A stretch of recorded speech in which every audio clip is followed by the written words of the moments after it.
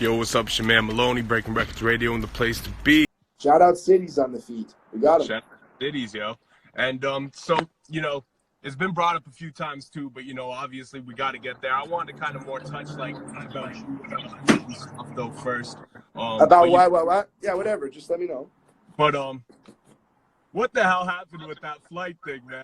What was going through your head when you decided to do that? I was on the flight to Jamaica, WestJet flight. 2 hours into the flight over Florida, I stood up and I said, "Ladies and gentlemen, can I have your attention?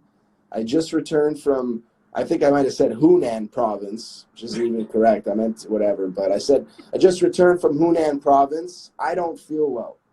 And I sat back down. That's how you said it, eh? Yeah, I was recording it at the time. I was looking to get some type of, reaction or viral video. Yeah. But 5 minutes later, they had stewardess take me to the back of the plane, put a mask on me, put gloves on me. And then I started to, worry a little bit. I'm saying, whoa, what did I just do, right? Maybe this probably was done in poor taste.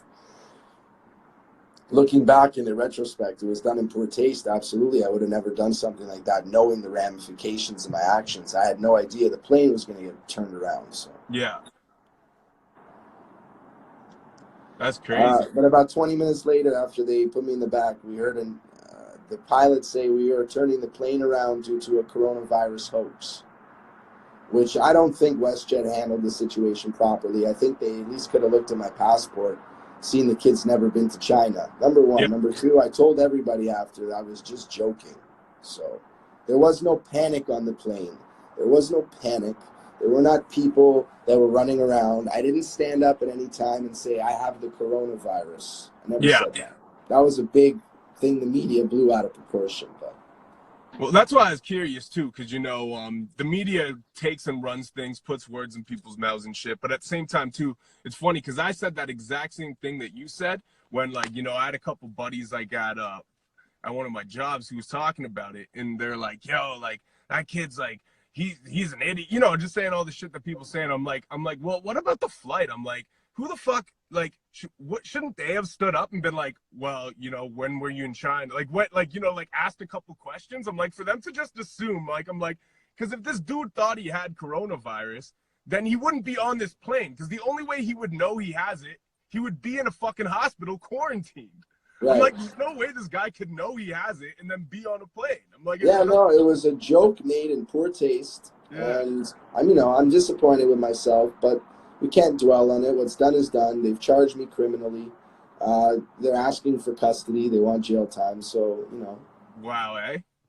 It's not a joke, man. Especially with what's going on right now, it's getting worse. And but I'm not the harbinger of doom here. I didn't start the virus. I didn't give the virus to anybody. I made a poor taste joke on an airplane, and the video went viral. It wasn't my video. It was a video someone else made in the airplane of me walking out when we landed.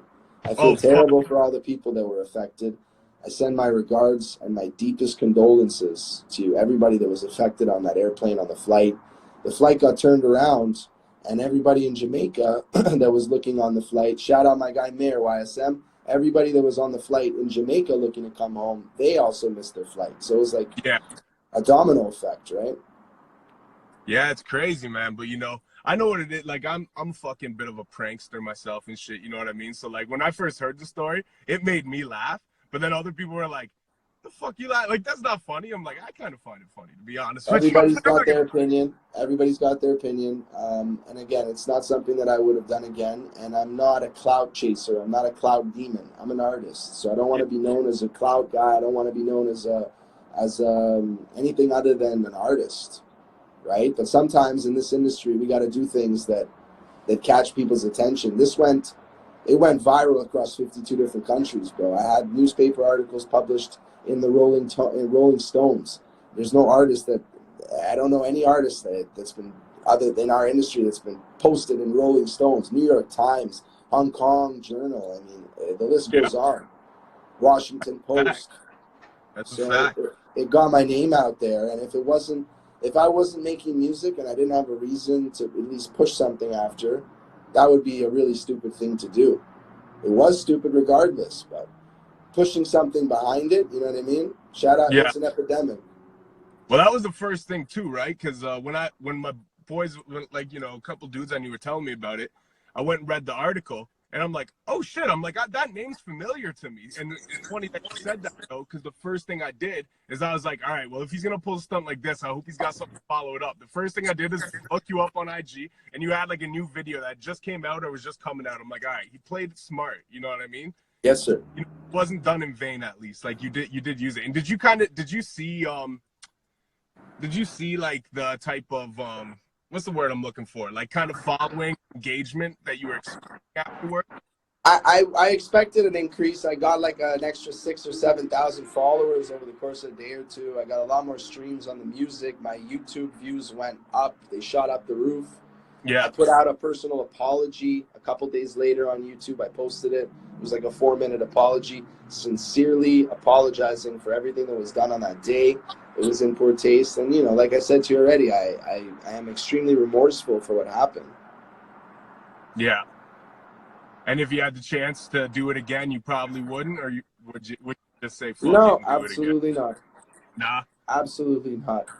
Not knowing what I know now, if the flight would have been turned around, I thought, you know, we would have just, ha, funny, you're an idiot. But they turned the flight around, so that was it for me right there. I realized, you know, this probably wasn't done in the best taste. No, but you know what, man? It's an important thing about life, reflecting and learning from your mistakes. You know what I mean? And I think that's dope that, you know, in hindsight of all of this, that, you know, because a lot of people might do something like this and then use this as the norm for them to continue to gain attention, gain clout. But you came out of the situation being like, yo, I kind of wish I didn't do that. You know what I mean? Yeah, that's genuinely how I feel. Not like, yeah, exactly. Fuck all those guys that lost their flight. I was on the flight. I was trying to go shoot a music video in Jamaica. Shooting a video. I was going down there to work, man. It's never vacation for me in Jamaica. I'm always working, whether I'm in the studio or I'm networking or I'm making a music video. I'm always working out there. It's never vacation. Yeah. So I was disappointed, but you know, in hindsight's 2020. Yeah.